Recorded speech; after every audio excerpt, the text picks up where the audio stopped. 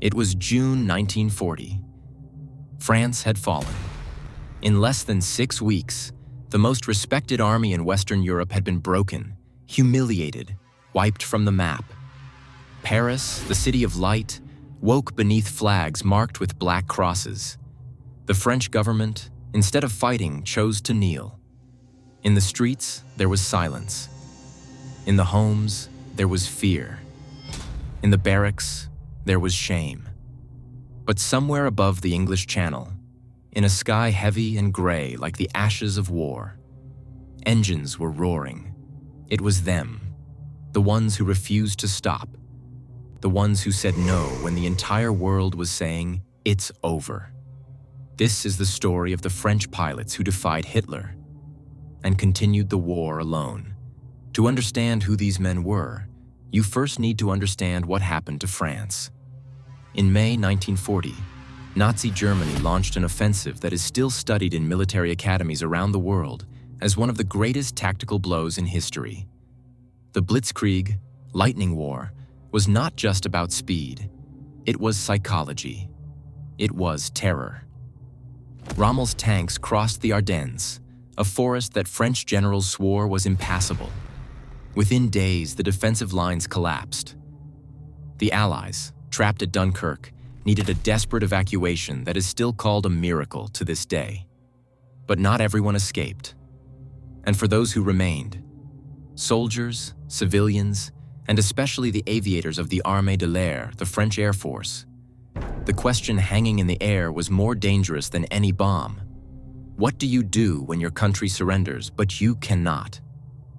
On June 22, 1940, Marshal Philippe Pétain, a hero of the First World War, signed the armistice with Nazi Germany. The document was a capitulation, a formal surrender, the end of a free France as the world had known it. Pétain addressed the nation. His voice came over the radio, trembling with age and, for many, with complicity. He said the fight was useless, that it was necessary to stop the bleeding. That honor lay in accepting defeat. For most, it was the end. For some pilots, it was the beginning. On the night of June 18, 1940, 4 days before the official surrender, a relatively unknown general did something extraordinary. Charles de Gaulle had escaped to London just hours earlier.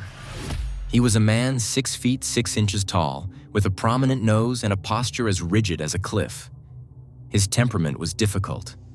His superiors considered him arrogant. Hitler would later call him the most dangerous man in Europe.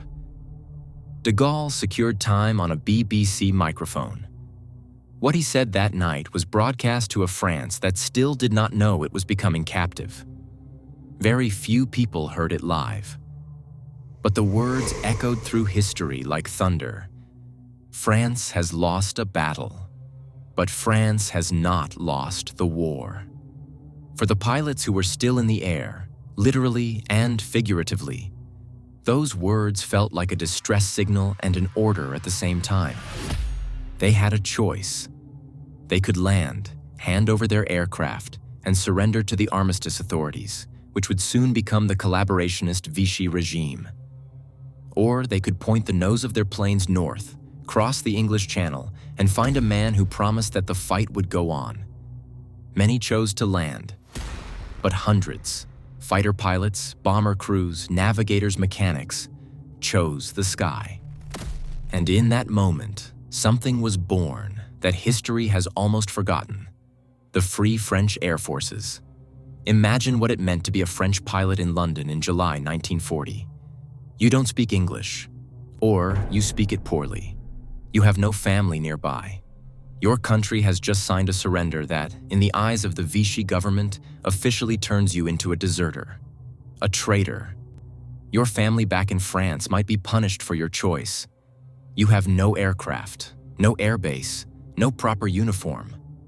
All you have is a name, Free French Air Force, and the word of a general whom Churchill himself once described as the most difficult man I have ever dealt with.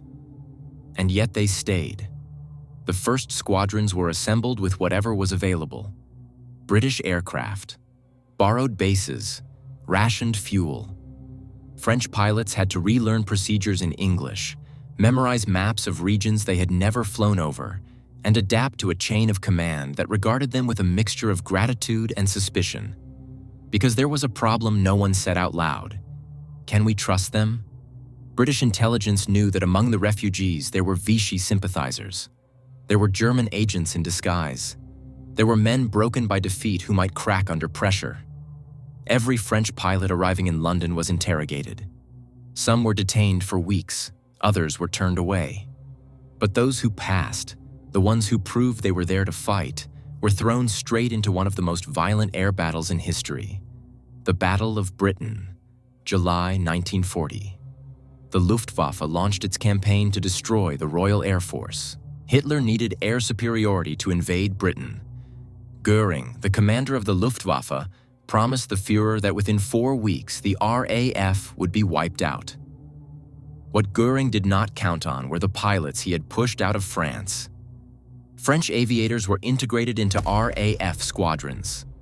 They flew Hurricanes and Spitfires.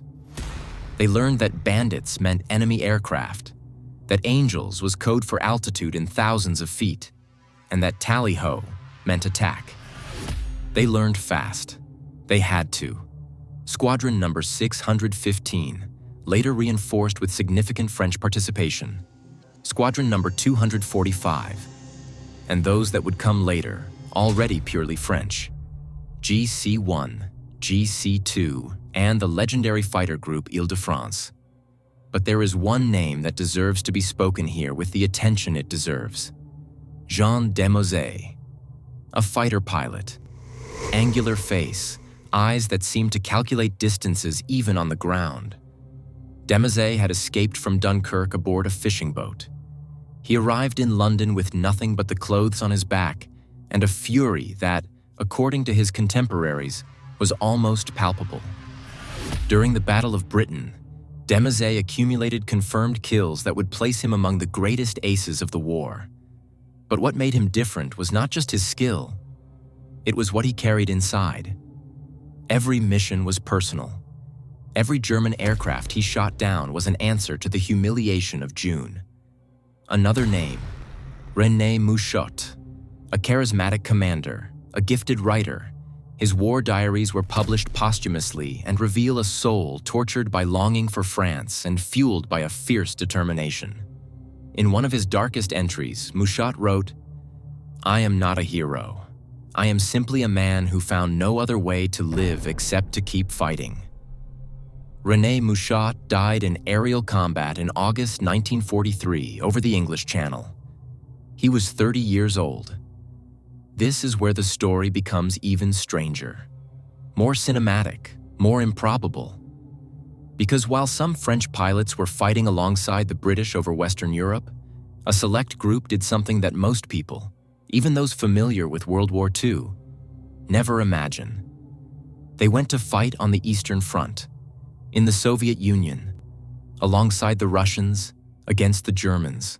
The Normandie squadron, later renamed Normandie Niemen Squadron in honor of the Russian river near which they fought, was born from a diplomatic negotiation between Charles de Gaulle and Joseph Stalin. The logic was as cold as the Russian winter. De Gaulle needed Free France to be recognized as a legitimate fighting power. Stalin needed allies who would demonstrate that resistance to Nazism was global. Both needed each other. In December 1942, the squadron arrived in the Soviet Union.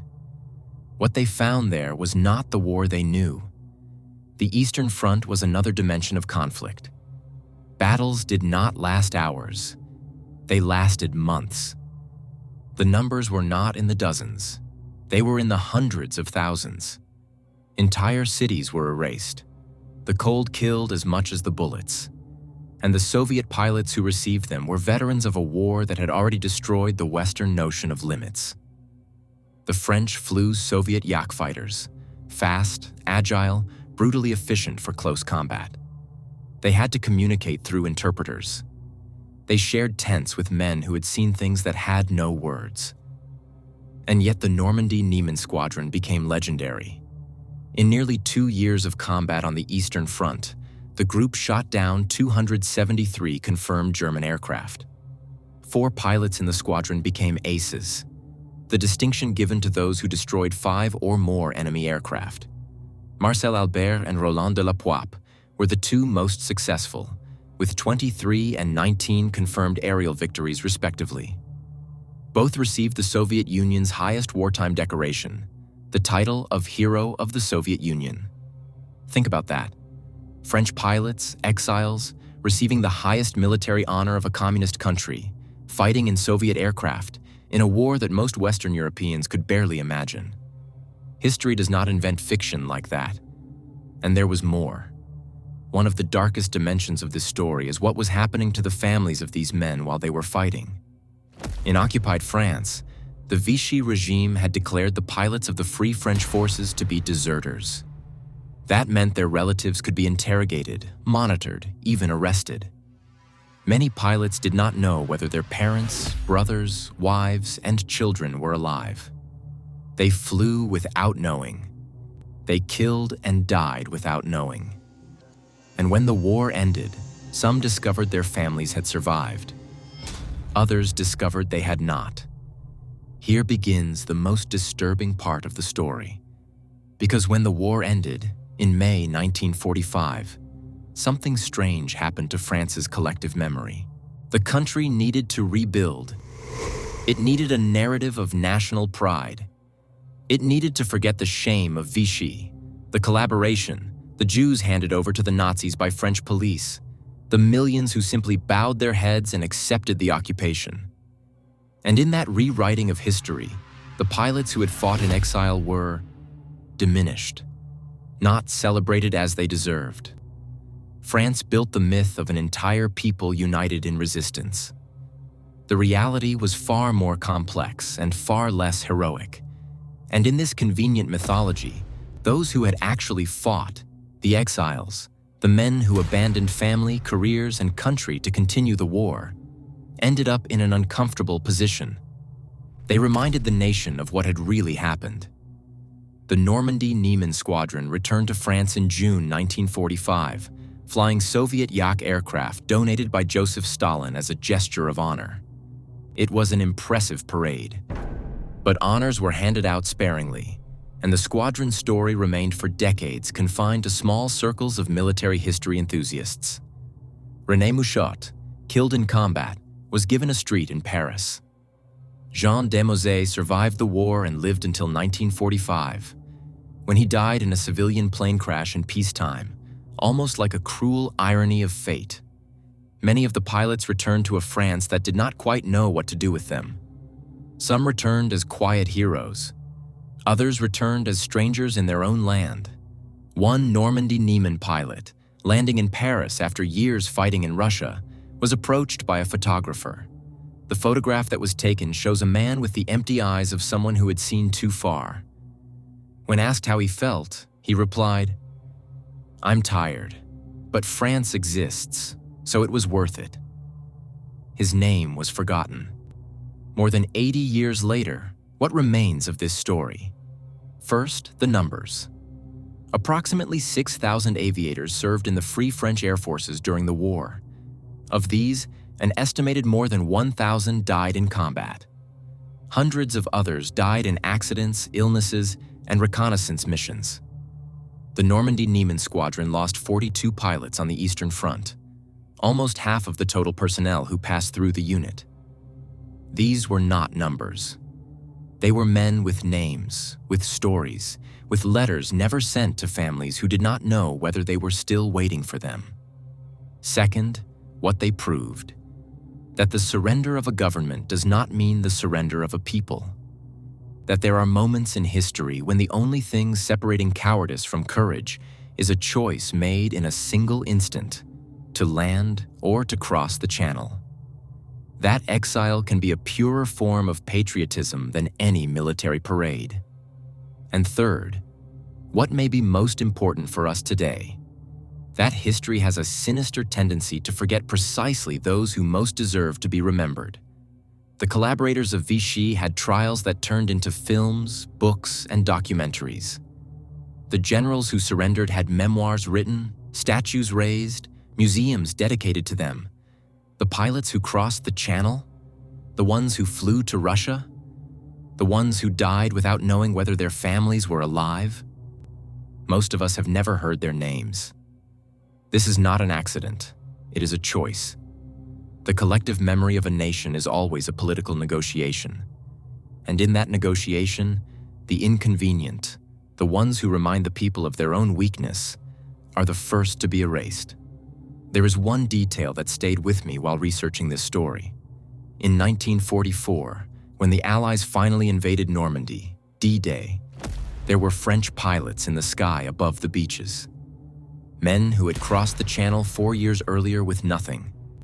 Men who had learned to fly foreign aircraft, who had fought in languages that were not their own, who had buried comrades in lands that were not their homeland. They were there, flying above the Normandy coast while soldiers stepped onto the blood-stained sand below. For some of them, it was possible to see, down there through the smoke and chaos, the familiar outline of the France they had left behind. We do not know what they felt in that moment, but we know what they did. They kept flying. Because that is what they did. Because that is what they had chosen to do when the entire world said it was impossible. When history tries to teach us that resistance is pointless, that the powerful always win, that surrender is inevitable. Remember those pilots. Remember the sound of an engine over the English Channel on a morning in June 1940. Remember that someone in that aircraft had decided that history would not end there. And it did not. If this story moved you, if you felt that mix of admiration and anger that true history provokes, then there is one thing you should do now. Share this video with someone who needs to hear it. Not because it is entertainment, but because these stories matter. Because when we forget who resisted, we become vulnerable to believing that resistance is impossible. Leave a comment. Had you ever heard the story of the Normandie Niemen squadron? Had you heard about the French pilots of the Free French Forces? And if you want more stories like this, stories school never told, stories textbooks left aside, stories official history preferred to bury, then subscribe to the channel and turn on the notification bell. Because the history they do not want you to know is exactly the history you most need to understand. Until next time.